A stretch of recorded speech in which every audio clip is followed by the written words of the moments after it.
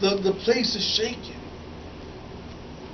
Man, they begin to speak in tongues. They've never experienced that in their life before. They've never heard anyone speaking. They didn't know what was going on. All they knew was that, man, God came in and took control and began to move in that place. Gave Peter the boldness to stand up before these men and to begin to refute them and tell them, no, you know what? We're not drunk, but we're filled with the Holy Spirit. Just like the prophet Joel said, how God would pour out His Spirit upon all men.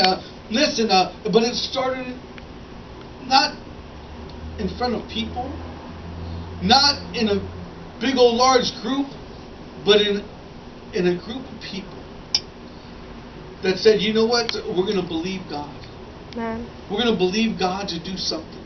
We're going to believe God to pour out His Spirit in this place like never before. We're going to believe that the Holy Spirit's going to meet us in this place. And listen, it started in a prayer meeting. It didn't start because they had all the right programs. It didn't start because, you know what, they put just the right song service together. It didn't start because they hired professional musicians to come and play. But it's because the Spirit of God found that place, convicted hearts, touched lives, and God began to do a work in that place. Man. It started in a prayer meeting.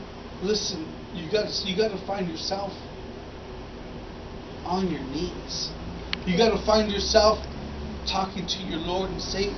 You got to find yourself talking to God and building that relationship, believing God to do the work.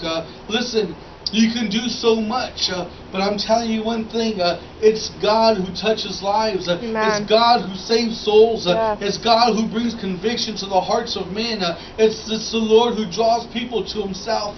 It's up to us to lift up His name. It's up to us to magnify Him for who He is. It's up to us to let people know, but it's the Spirit of God who will bring change in someone's life. It's the Spirit of God who changes circumstances for us.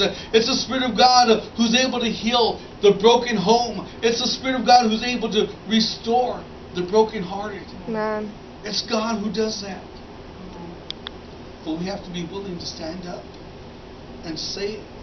We got to be willing to stand up and talk about it. We got to be willing to say, you know what? I'm not embarrassed to tell someone about the Lord. I'm not embarrassed, to say how good God has been to me. I'm not.